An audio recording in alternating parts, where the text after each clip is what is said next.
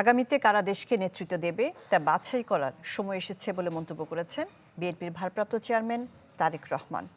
নড়াইল জেলা বিএনপির দ্বিবার্ষিক সম্মেলনে তিনি বলেন, কোনোভাবেই আর দেশকে পিছিয়ে পড়তে দেয়া যাবে না। গণতন্ত্র প্রতিষ্ঠার লড়াইয়ে সবাইকে ঐক্যবদ্ধ থাকার আহ্বান জানিয়েছেন তিনি। ইলেকট্রা রেফ্রিজারেটর, খাবার তাজা তো জীবন তাজা। ইলেকট্রা, ফ্রিজের রাজা। ৮ বছর পর নড়াইল জেলা বিএনপি কাউন্সিল, এ উপলক্ষে চিত্রাপাড়ে শহরে ছিল উৎসব আমেজ। নড়াইলের কাউন্সিলের প্রস্তুতি নিয়েছি, যেখানে লন্ডন থেকে ভার্চুয়ালি যুক্ত হন বিএনপির ভারপ্রাপ্ত চেয়ারম্যান তারেক রহমান। বলেন, আগামীতে কারা দেশকে নেতৃত্ব দেবে তা বাছাই করার সময় এসেছে। জানান, কোনোভাবেই আর দেশকে পিছিয়ে পড়তে দেওয়া যাবে না। যে কোনো মূল্যে আমরা জনগণের আস্থা অর্জনের মাধ্যমে দেশকে 31 দফার ভিত্তিতে আমরা গড়ে তুলব। এটাই হবে আজকে আমাদের এই কাউন্সিলের, এই সম্মেলনের মূল প্রতিজ্ঞা।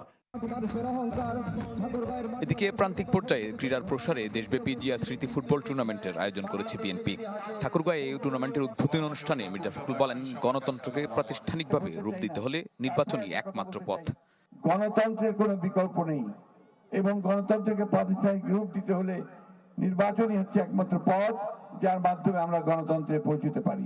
ক্রীড়াঙ্গনকে বলুন, সাংস্কৃতিক অঙ্গনকে বলুন, সুশাসন প্রতিষ্ঠা করার ক্ষেত্রে বলুন, সর্বক্ষেত্রে সেটাই হচ্ছে একমাত্র পথ যেখান থেকে আমরা সামনে এগিয়ে যেতে পারি। নারায়ণগঞ্জ জেলা বিএনপির আহ্বায়ক কমিটির সদস্যদের নিয়ে দলের প্রতিষ্ঠাতা জিয়াউর রহমানের কবরে শ্রদ্ধা জানান দলের যুগ্ম মহাসচিব রুহুল কবির রিজভী। এ সময় তিনি বলেন, জাতীয় নির্বাচনের আগে স্থানীয় সরকার নির্বাচনের দাবি দুরভিসন্ধিমূলক।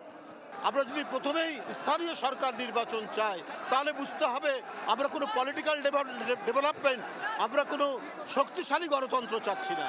আমরা একটা অনিশ্চয়তার দিকে চাচ্ছি, অন্য কোনো দুরভিসন্ধি এর মধ্যে থাকতে পারে। এদিকে সারা দেশের তৃণমূল নেতাকর্মীদের সঙ্গে মতবিনিময় করতে আগামী ২৭ ফেব্রুয়ারি বর্ধিত সভার ঘোষণা দিয়েছে বিএনপি। শাহনেওয়াজ বাবলু, চ্যানেল 24।